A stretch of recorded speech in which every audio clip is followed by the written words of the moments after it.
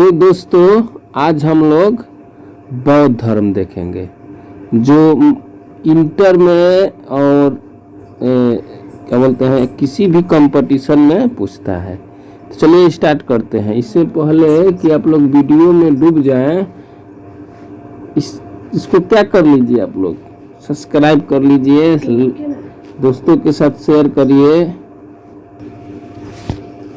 तो चलिए देखते हैं। बोल रहा है यहाँ पे कि बौद्ध धर्म के संस्थापक किसको कहा जाता है? गौतम बुद्ध को, जिन्हें एशिया का ज्योतिपुंज यानी लाइट ऑफ एशिया कहा जाता है। लाइट ऑफ एशिया किसे कहा जाता है? गौतम बुद्ध को। बुद्ध से संबंधित कुछ मत। जन्म को किससे सिंबल है? जन्म का कमल और साढ़। गृह त्याग का घोड़ा, गृह त्याग का घोड़ा। ज्ञान की प्राप्ति पीपल यानी बोधि वृक्ष, ज्ञान की प्राप्ति का चिन्ह सिंबल पीपल। निर्वाण, निर्वाण पद चिन्ह। और मृत्यु स्तूप। ठीक है, ये याद करेंगे, याद रखेंगे।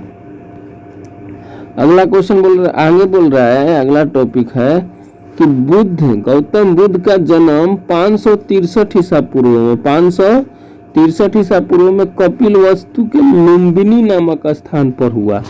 लुम्बिनी नामक स्थान पर हुआ। इनके पिता सुदोधन शाक्यगढ़ के मुखिया थे, शाक्यगढ़ के।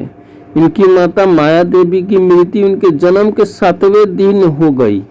ठीक है, जन्म हुआ उनके 7 दिन बाद ही गौतम बुद्ध की माता जी का मृत्यु हो गया, जिनका नाम क्या था? माया देवी। इनका लालन पालन इनकी सौतेली माँ प्रजापति गौतमी। लालन पालन कौन किया था? प्रजापति गौतमी।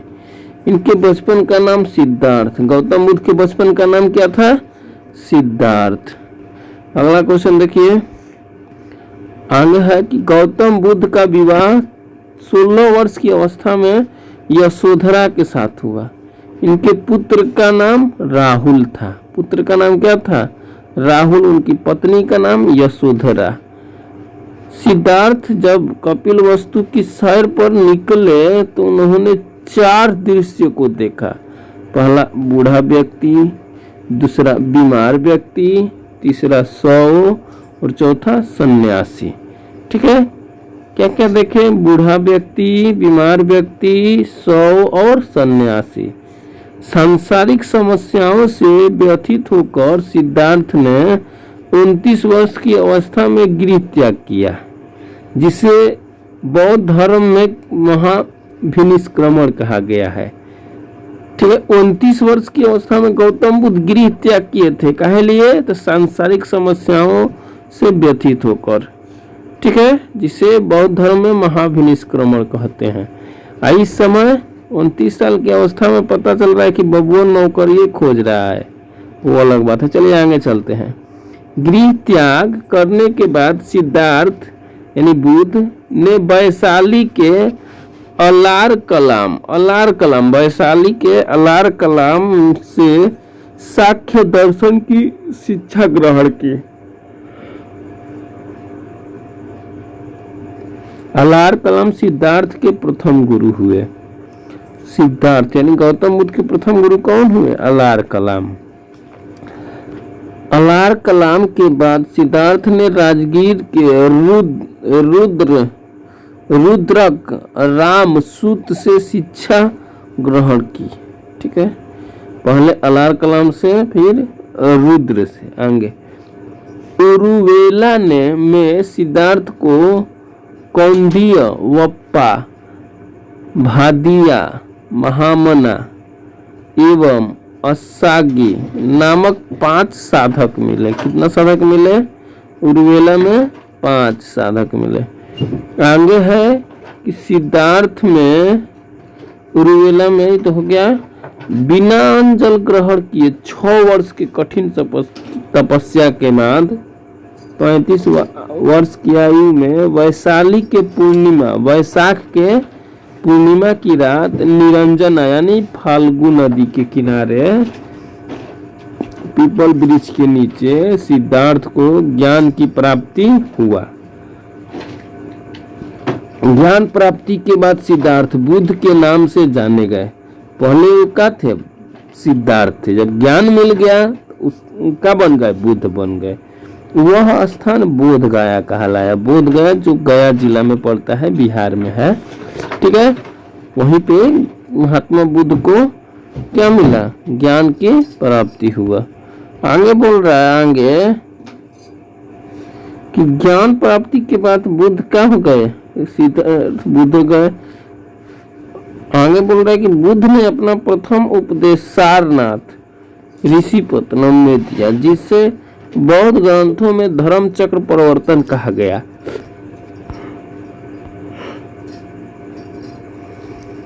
ठीक है, कहाँ पहला उपदेश दिए थे?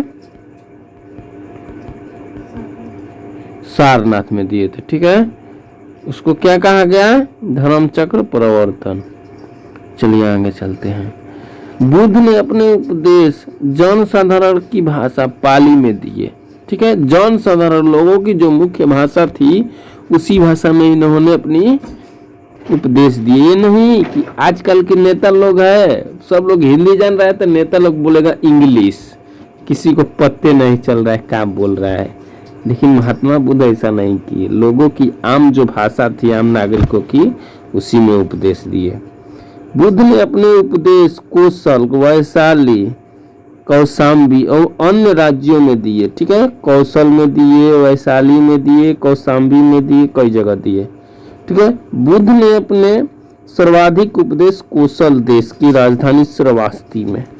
सबसे अधिक उपदेश कहेगा तो पहली बार उपदेश कहेगा तो सारनाथ, पहली बार उपदेश सारनाथ, और सबसे अधिक कहेगा तो श्रावस्ती, कौशल देश की राजधानी थी। ठीक है, अगला चले आगे देखते हैं। आगे बोल रहा है कि इनके प्रमुख अनुयायी कौन कौन थे? राजाओं में इनके प्रमुख अनुयायी महात्मा बुद्ध के बिंबिसार, प्रसेनजीत व उदयन। ठीक है, बिंबिसार, प्रसेनजीत व उदयन।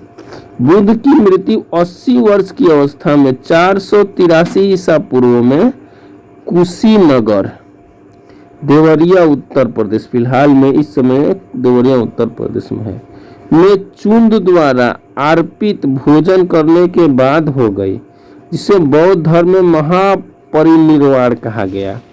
बुद्ध की मृत्यु 80 साल में हुआ। कहाँ पे? कुशीनगर उत्तर प्रदेश।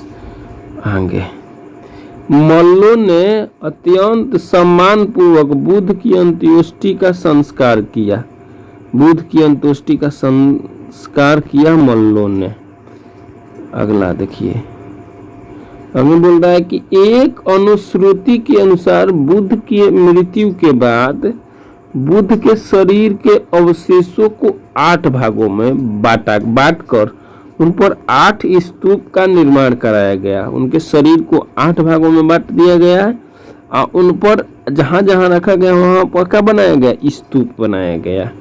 ठीक है, स्तूप का मतलब एक ऐसे देखे होंगे पत्थर टाइप का जो रोड के किनारे किनारे होता है, उस पर कुछ लिखा गया होता है, इसी को क्या बोलते हैं? स्तूप। अगला क्वेश्चन कि बुद्ध के जन्म एवं मृत्यु की तिथि को चीनी परंपरा के कैंटोन अभिलेख के आधार पर निश्चित किया गया है। बौद्ध धर्म के बारे में हमें विशद ज्ञान त्रिपिटक में क्या क्या है? विनय पिटक, सूत्र पिटक, अभिधम पिटक। त्रिपिटक में कौन कौन शामिल है? क्वेश्चन पूछता है ऑब्जेक्टिव में तो क्या क्या बताएंगे? विनय पिटक, सूत्र पिटक, अभिधम पिटक। ठीक है, से प्राप्त होता है। बुद्ध के बारे में यही त्रिपिटक से अधिक प्राप्त होता है। तीनों पिटकों की भाषा क्या थी? पाली, जो आम भाषा, आम लोगों की भाषा थी। आगे बोल रहा है कि बौद्ध धर्म मूलतः अनिश्वरवादी है। इसमें आत्मा की परिकल्पना भी नहीं है। बौद्ध धर्म में पुनर्जन्म की मान्यता है। बौद्ध धर्म में पुनर्जन्म की मान्यता है। तृष्णा को क्षीण हो जाने की अवस्था को ही बुद्ध ने निर्वाण कहा है। विश्व दुखों से भरा है। यह सिद्धांत बुद्ध ने उपनिषद से लिया है। विश्व दुखों से भरा है, गौतम बुद्ध कहाँ से लिए हैं? तो उपनिषद से। बुद्ध के दो अनुयायी दो भागों में विभक्त थे, भिक्षुक, उपासक। बुद्ध के अनुयायी कितने भागों में बटे थे? दो भागों में। कौन कौन? एक ठो भिक्षुक, एक ठो उपासक। बौद्ध धर्म के प्रचार करने के लिए जिन्होंने संन्यास ग्रहण किया उसे भिक्षुक कहा गया। जो संन्यास ग्रहण किया, बौद्ध भिक्षुक आप लोग सुनेंगे, बौद्ध भिक्षुक, ठीक है। उपासक, गृहस्थ जीवन व्यतीत करते हुए बौद्ध धर्म अपनाने वालों को उपासक कहा गया। जिससे मान लीजिए कोई शादी नहीं करता है, गौतम बुद्ध के उपदेशों को लेकर और इधर उधर प्रचार प्रसार करता है बौद्ध धर्म का, तो उसको क्या बोलेंगे? बौद्ध भिक्षुक, ठीक है।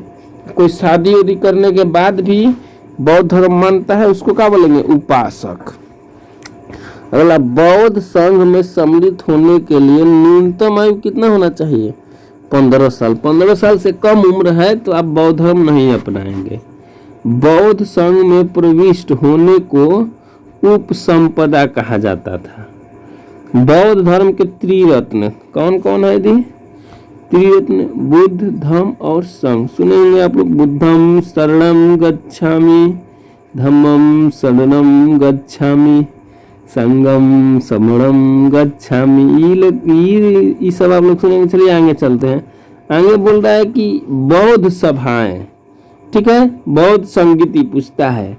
प्रथम बौद्ध संगीति 483 ईसा पूर्व में, दूसरा बौद्ध संगीति 383 ईसा पूर्व में, तीसरा बौद्ध संगीति 255 ईसा पूर्व में, चतुर्थ बौद्ध संगीति ईसा की प्रथम शताब्दी में। अब प्रथम बौद्ध संगीति देखिए, इसको याद करने का ट्रिक है। स्थान पूछेगा तो इसको याद करेंगे। राजा बाबू प्यार किया, राजा से राजगिरी, बाबू से वैशाली, प्यार से पाटलिपुत्र और चतुर्थ कहेगा तो कुंडलवन, ठीक है। और ये याद करने का शासन, राजा याद करेंगे का अक, अ से अजात शत्रु, का से कालाशोक, अ से अशोक, क से कनिष्ठ, ठीक है। और का अक। चलिए आगे चलते हैं। चतुर्थ बौद्ध संगीति के बाद बौद्ध धर्म दो भागों हीनयान और महायान में विभक्त हो गया। चतुर्थ बौद्ध संगीति के बाद बौद्ध धर्म कितने भागों में बट गया? दो भागों में। बौद्ध धर्म के महायान संप्रदाय का आदर्श बोधिसत्व के दूसरे कल्याण को प्राथमिकता देते हुए अपने निर्वाण में विलंब करते हैं। हीनयान का आदर्श अहर्त पद को प्राप्त करना है। हीनयान का आदर्श अहर्त पद को प्राप्त करना है। जो व्यक्ति अपना साधना से निर्वाण की प्राप्ति करते हैं उन्हें ही अहर्त कहा जाता है। उन्हें क्या कहा जाता है? अहर्त कहा जाता है। अगला है कि धार्मिक जुलूस के प्रारंभ। धार्मिक जुलूस का प्रारंभ सबसे पहले बौद्ध धर्म के द्वारा प्रारंभ किया गया। बौद्धों का सबसे पवित्र त्योहार वैशाख पूर्णिमा है, जिसे बुद्ध पूर्णिमा के नाम से जाना जाता है। इसका महत्व इसलिए है कि बुद्ध पूर्णिमा के ही दिन बुद्ध अपना जन्म, ज्ञान की प्राप्ति एवं महापरिनिर्वाण की प्राप्ति हुई है। बुद्ध ने सांसारिक दुखों के संबंध को चार आर्यों यानी सत्यों का उपदेशन दिया है। चार कौन कौन है भाई? देखिए चार कौन कौन है, चलिए देखते हैं। पहला दुख, दूसरा दुख समुदाय, तीसरा दुख निरोध और चौथा दुख निरोधागेमिनी प्रतिपदा। अगला बोल रहा है आगे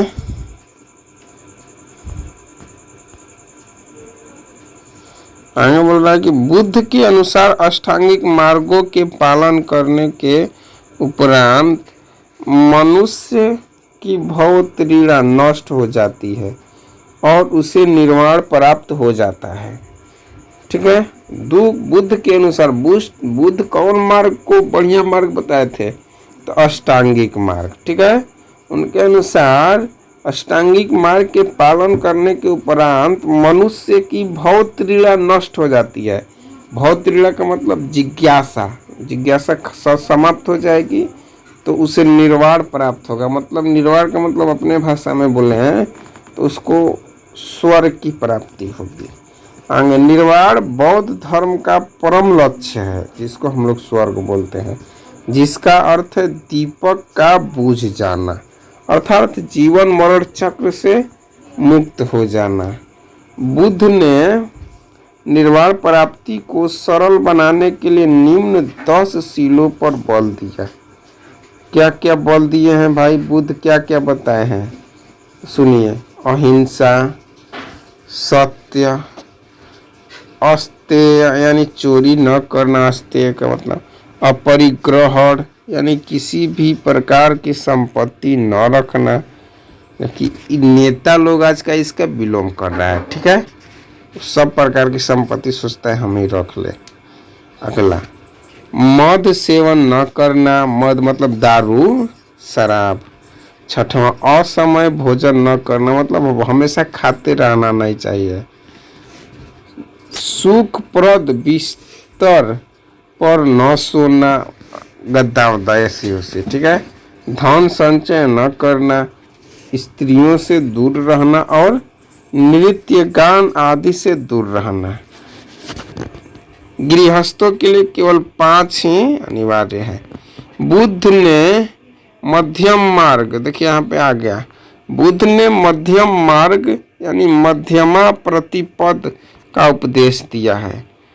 अनिश्वरवाद के संबंध में बौद्ध धर्म एवं जैन धर्म में समानता है। अनिश्वरवाद जातक कथाएं प्रदर्शित करती है कि बोधिसत्व के अवतार मनुष्य के रूप में भी हो सकता है तथा पशुओं के रूप में भी। जातक कथा बौद्ध धर्म से संबंधित है। ठीक है।